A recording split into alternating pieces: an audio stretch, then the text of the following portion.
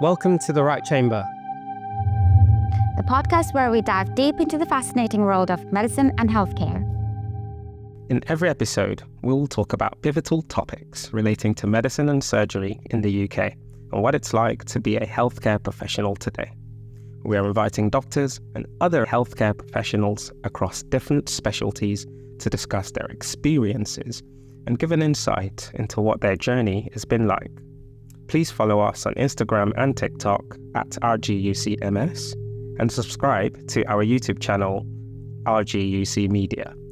So sit back, ignore the traffic, and enjoy the Right Chamber podcast.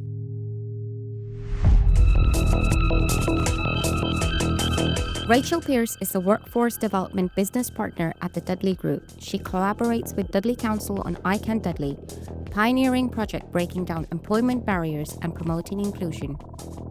The initiative has already won 2 awards this year, and Rachel continues to drive its impact forward, championing accessibility and opportunity for the local community.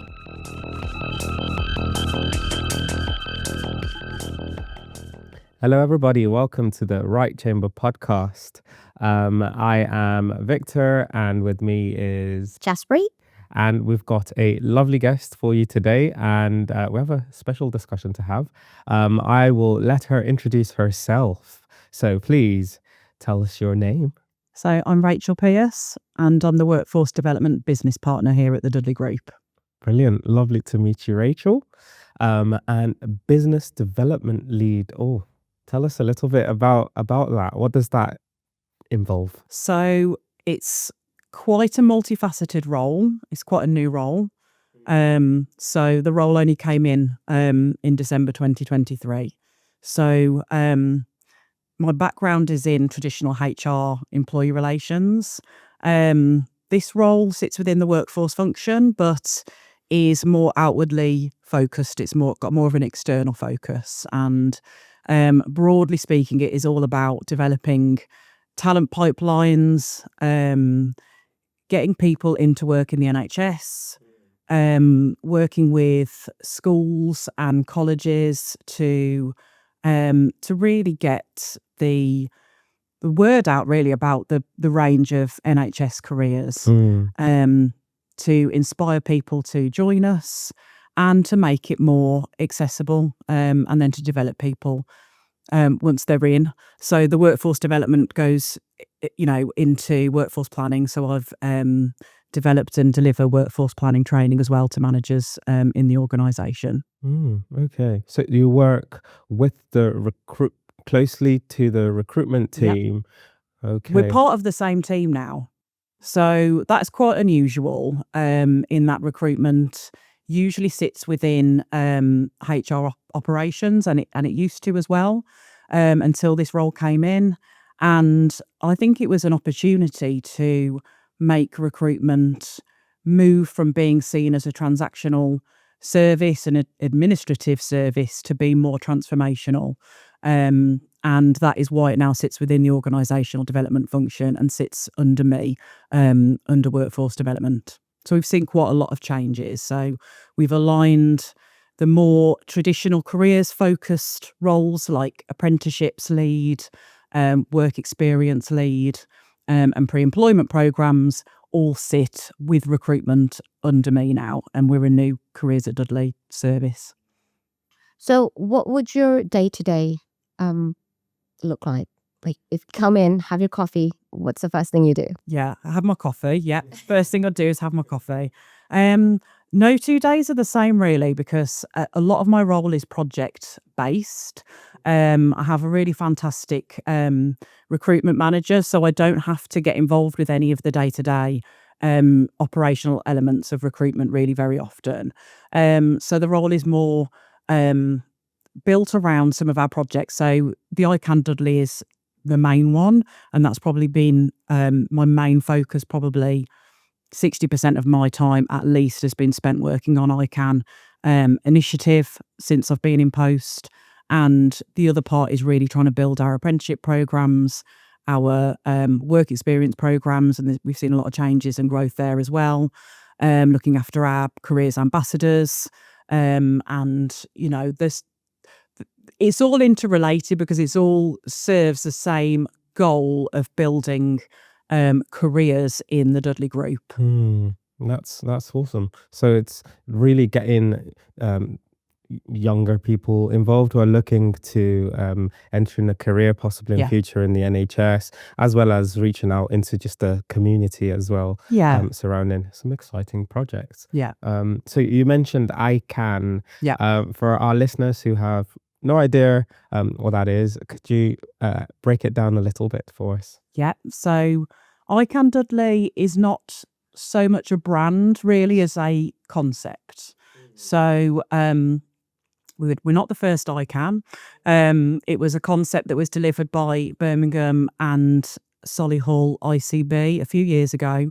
They developed ICAN to meet a need in their community. So they had a very high number of entry-level vacancies, particularly within a particular hospital in Birmingham. They had something like 300 vacancies across estates and facilities and entry-level care roles. So they had a real need there. They were struggling to fill those vacancies and also had high rates of unemployment in the community. So they did this project to try and match those unemployed people to these jobs and had great success with it. So that was kind of the inspiration of ICAN Dudley. So ICAN Dudley was born as a concept in, I think, May 2023, when Dudley Council had an opportunity to bid for some funding. So the Commonwealth Games happened, and quite bizarrely, I think there was an underspend from the Commonwealth Games. So there was some funding left over, and it was decided that that should be reinvested into the community. So Dudley Council put in a bid for some of that money to go towards employability and skills in Dudley. And workforce leaders from both the council and the NHS got together to just brainstorm, like, what could we do with this funding? And I think it was Rachel Andrew, who's our lead for OD here, said, well, there's this great scheme in Birmingham that they've done, this ICAN scheme. So they started to talk about what that would look like in Dudley. And although we kind of borrowed the concept, if you like, and the branding for ICAN, the scheme is quite different. There's significant differences with Dudley. So we didn't have the volume of jobs. A lot of the jobs in Birmingham were estates and facilities, and that is outsourced here in Dudley. So that's a key difference. We also knew that, this was time limited funding. So we had, at this point we had, ideally 2 years worth of funding, but it wasn't operational until the December.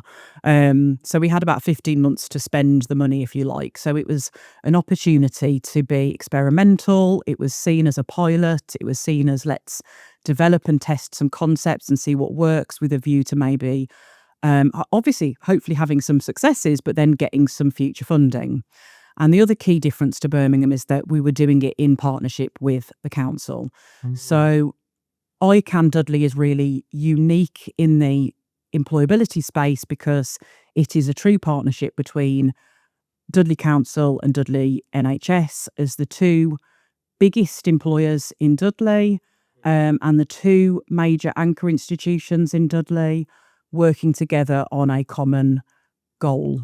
But with a backdrop of not having the volume of vacancies. In fact, Dudley Council were going through a recruitment freeze at the time. So they were in a real state of, and still are in a state of, change and transformation. And at the time we had more jobs than we do now, but certainly not the scale of what they had at Birmingham. So quite a different programme for us. And it was really a concept that was born in May and became operational once they brought people on board. So they developed the role that I'm now in, the Workforce Development Business Partner at Dudley Group, and they developed a similar role over at the council and recruited administrative support. So really quite a small team. And we have a pre-employment coordinator here who's part-time as well, who'd be involved. So a really, really small team of people to get it operational, but we knew that we'd have the support of other teams within the council. You know, there are employability teams in the council, adult community learning do, and have done a lot of work in that space already. So we knew that we'd be able to link in with them. So it's quite integrated into Dudley Council as well as the hospital, working in partnership and really marrying those gaps of unemployment with people looking for roles to fill up. Yeah. I guess on a practical level, then, what does it then look like to that person who is looking for employment? How does this all play out on the... So how did it work in practice? So there was a few different work streams that became operational during that 15 months. So one was a program called Into Employment, which, and it's still going, it's a 4-week employability course that is, you know, it's unpaid, it's voluntary. So people would get referred by their job coaches in the job centre. Traditionally, we did go out and source some of our own people as well. We did a bit of our own sort of marketing, if you like. But most people came via referral from DWP. And these were people that were interested in working in health and social care. So that was the only requirement. They were unemployed and wanted a job in health and social care. They came on a 4-week programme. So this programme was a collaborative effort, if you like. So we've had people from the trust go out and deliver parts of that programme. We've had managers and different departments from the council go out and deliver on that programme.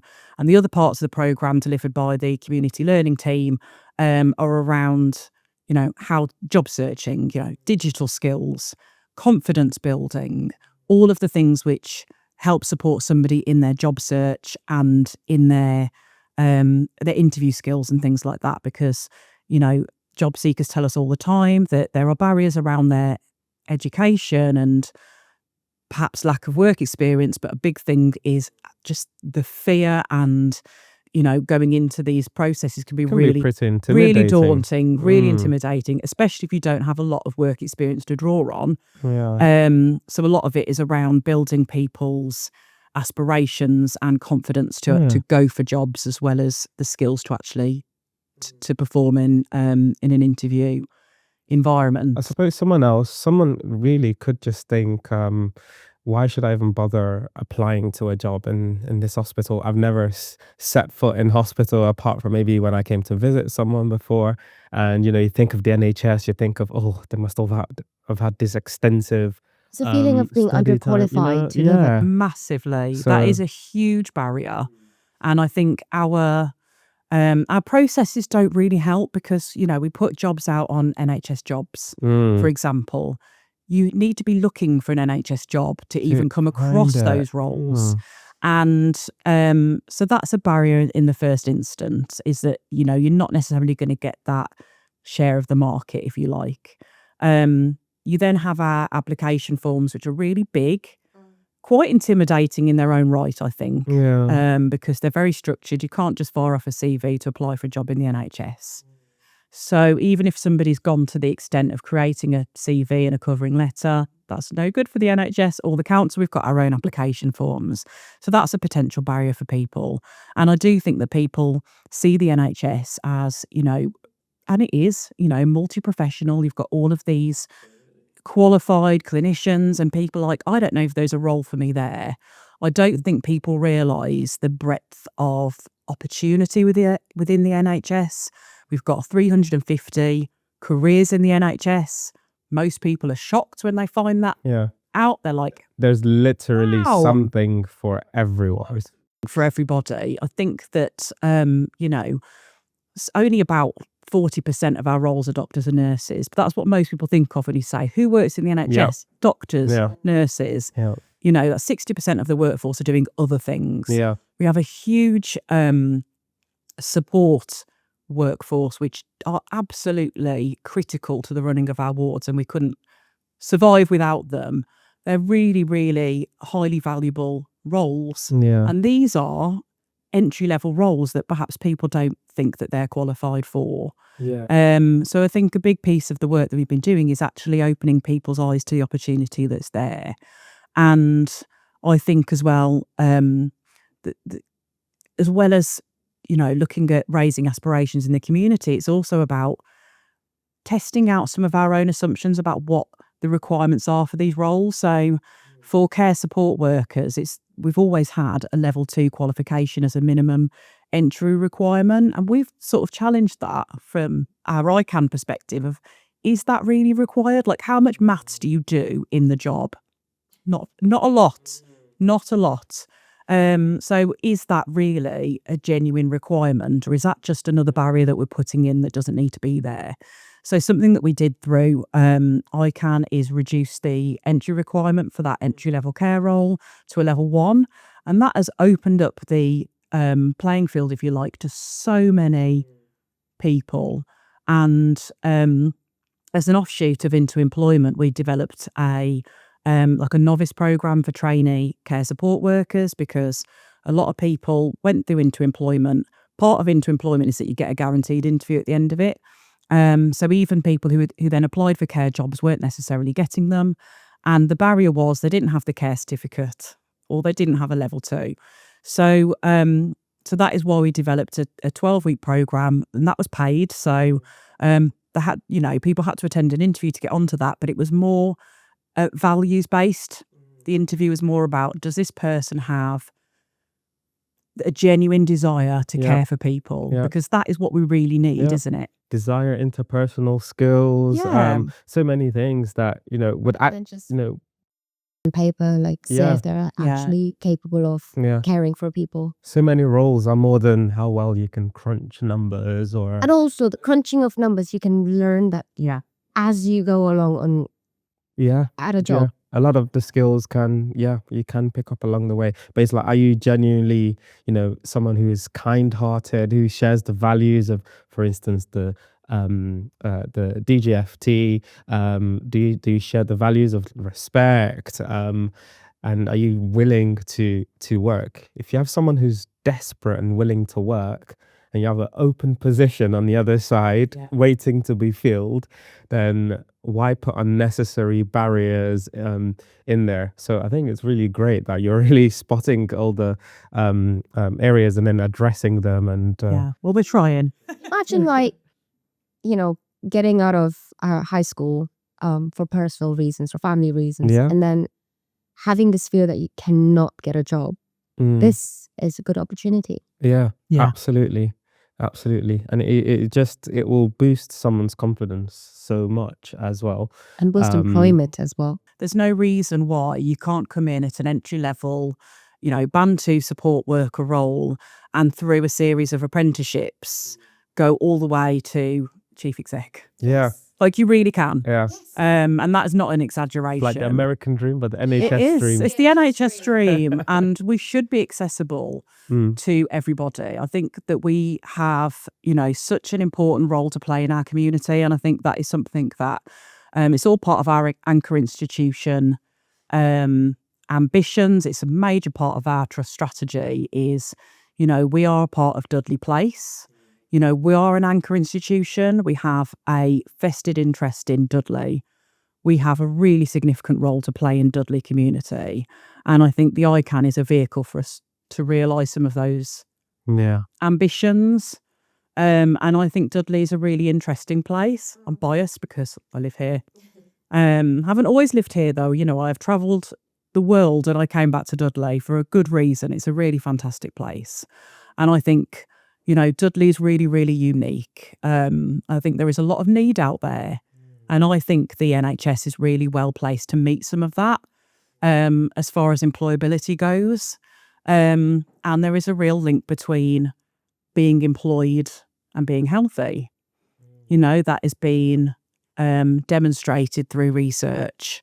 And, part of the National Health Policy, if you've heard of Core 20+5, it is about targeting health promotion and interventions in the 20% most deprived areas. And in Dudley, 28% of our population live in the 20% most deprived. So, there is quite a large proportion of our population that need that support.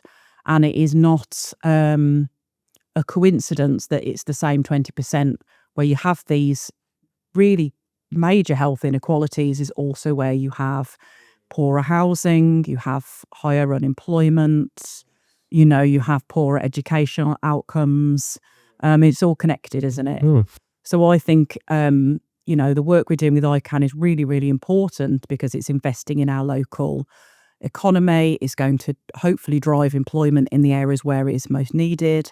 And in doing so is going to drive better health outcomes in those areas, which is going to help in terms of our long term, in terms of our capacity as a hospital. So it's all really interconnected. And that is why it's such an important part of our trust strategy. And that's why we think it's really important to work with the local council, because they have public health.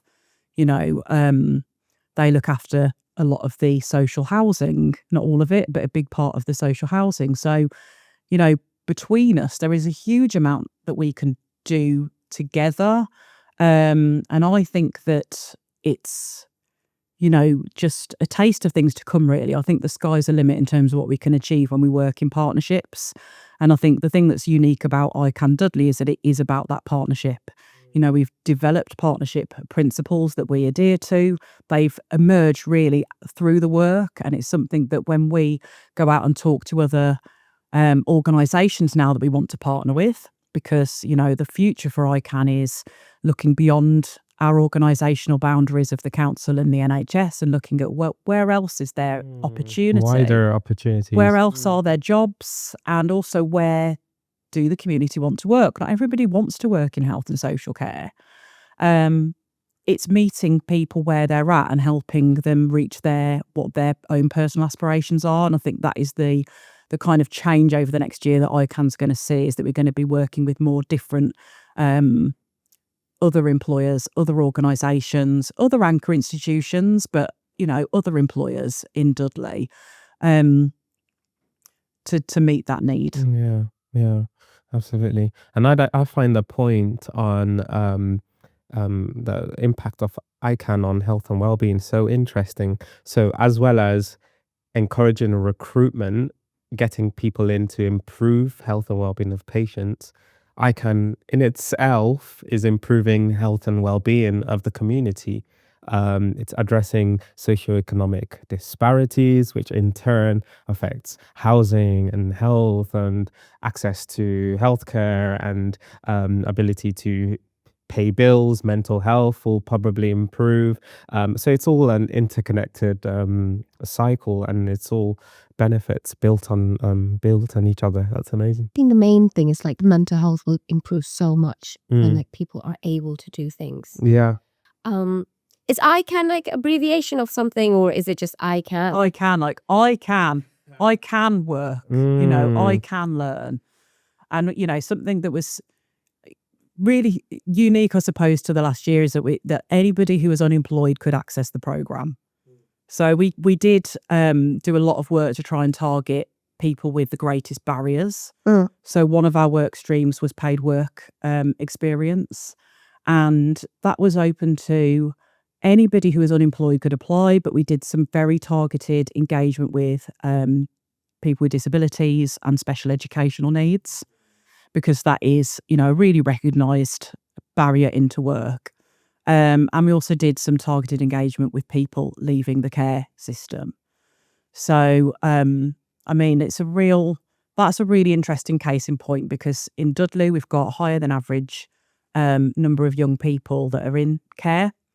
And statistically, your life chances are pretty stark. If you have grown up in the care system, you are far less likely to enter further education. You're far more likely to leave school and go straight onto benefits and potentially stay there. And for some people, that is the best case scenario. There's a very high proportion of care leavers that end up in the prison population. Something like 25% of the homeless population are care leavers as well. So I think, we have a real social responsibility to these young people to try and buck that trend. So that is why they're a target group for ICAN, and they will continue to be over the next year. Something that's changing this year is that more of our focus is on young people. So we had, all ages were represented in ICAN. I think our oldest ICAN was 60. So the difference this year is, as I said, we were funded by the Commonwealth Games Legacy Fund, but that was time limited. So that funding ended in March this year. We were really fortunate to be able to access some different funding streams for this year to continue the work that we're doing. But those funding streams are specifically to people. One funding stream is for 18 to 21-year-old NEETs. NEET stands for Not in Employment, Education and Training. So we've got 9% of the Dudley population of 16 to 18-year-olds on NEET. So leaving school and becoming economically inactive. And you've got a really small window of time to try and turn that around before somebody loses all confidence to even try and get into work or to try and get into education. And so that is why they are a target group for us, because it's higher than the national average for NEETs nationally, and it's higher than the Black Country average as well. So we've got more in Dudley than in other parts of the Black Country. The other bit of funding we've got is for 18 to 29-year-olds, and that is targeted towards people with more significant barriers. So we're going to continue to target people with disabilities. So last year, I think on our paid work placement programs, just over 40% declared a disability or long-term health condition. So I think it's about 19% of the Dudley community declare a health condition, and a very high proportion of those claiming benefits do declare a health condition. So it is a real recognised barrier for people getting into work. There's been some research done by the Department for Work and Pensions within our some of our most deprived wards in Dudley about what are your barriers into work, and by far the highest reported barrier of these people was mental health. Mental health. So you were absolutely right when you said that. Like it's a barrier for people getting into work, but it's also a major benefit for people once they're in work. And, for anyone familiar with Maslow's hierarchy of needs, you have to get your basic needs met before you even can start to look at like emotional health and mental health. But it's one of the huge gains that we've seen for people who've come through the programme last year. We did a massive piece of evaluation where we had loads of statistics, because part of us being able to get the funding for Commonwealth Games was these KPIs that we had to perform against, and a lot of that was, quantitative, who our people were and where they came from. And so we've got loads of statistics about our impact. So you can actually see we've got loads of statistics in terms of our impact, but what that didn't give us was that qualitative data. So we went out to get that ourselves. So we interviewed our participants, we interviewed line managers that had supported them in both the council and the NHS, and ourselves as well. We had a focus group that was done on ICAN partners. And that will even help with like improvement and growth as well. Once you can learn, how you're doing, what's working, what's not working. That was kind of the core questions that we were looking to answer from the research was what have we done well? What do we need to do better? And what are the impacts that go beyond the numbers? The numbers tell a really fantastic story in their own right, but to hear directly from the participants in terms of the impact it's had on them is really heartening, and it's really motivating, and it's given us some fantastic case studies to go back out to market and say, look at the difference it's making for people. They were talking about some of the stuff is obvious, like the development of the skills that they've got in their placements. The money is a big factor. Being able to go on holiday for the first time, being able to take their children on holiday for the first time was some of the things we heard. But actually, something which came across was the sense of belonging they got coming into work, being part of the family, part of a team, the family of the NHS. Coming into work, like these things. Some people don't even have anyone to talk to at home. Just coming to work, having someone to talk to. Feeling like you belong somewhere, it can have such a huge impact. That you're important. Yeah. And giving something back. Yes. So we've had, 24 people have come through as care support worker novices. And, they've made such an impact in their areas as well. So like the line managers have said, they bring a real diversity of thought, that increasing the diversity within their teams by bringing on these people has actually really added something to the experience for their patients, because they can connect with patients in a different way. They have a lot in common with some of their patients which are coming through. And, that wasn't something that we planned for, and seeing the impact that they can have on their patients and being able to relate to their patients is amazing. Must be so rewarding, just seeing that impact in person and seeing it on paper, people giving their personal experiences and the massive changes that, it can be so rewarding that you've contributed to someone actually being able to take their kids on holiday for the first time in a while, and improving their mental health at the same time in doing so. If there's someone now wanting to engage with ICAN, how can they do this? So they can get in touch directly with myself or any of the ICAN teams. So as I said, we work across both the council and the NHS. Something we're going to be doing actually this year that is different to last year is that we've got some community voluntary organisations that we're going to be working with at sort of grassroots level to get into these harder to reach communities to work with some of our local residents, and they're going to be doing some referrals to us for people that are ready to engage with work and want to work. So, they might be connected even if they don't hear the podcast, which is great. We're going to be doing some engagement through the job centres. We did that last year. We went out to the job centres so we could go and talk to people in groups about the opportunities that we've got and about how we can work with them. So we're going to be doing more of that, and we're going to be setting up some email inboxes so people can directly self-refer as well. So I will share that, so you can share that with the podcast as well, so that people know how they can self-refer. And we're willing to work with people that, so long as they meet the criteria. So for this year, most people are going to be between ages of 18 and 29 in terms of working with us directly with the ICAN team. But we also have adult community learning. They are still there. They're still doing the Into-Employment Programme. That is for anybody who's unemployed to access. So they can look for adult community learning. There are loads of courses they do on digital skills, on, if somebody doesn't have the functional skills in English and maths, they can go and do that for free. Any adult in the Black Country can go and do that for free. And I urge people to go and do that if they haven't got that already, and to go and join an Into-Employment course. If they speak to their job coach, if they speak to anybody at the job centre, they will know how to refer people into that. And we've got more courses starting in September. So it's a really great time to go and access that wealth of information.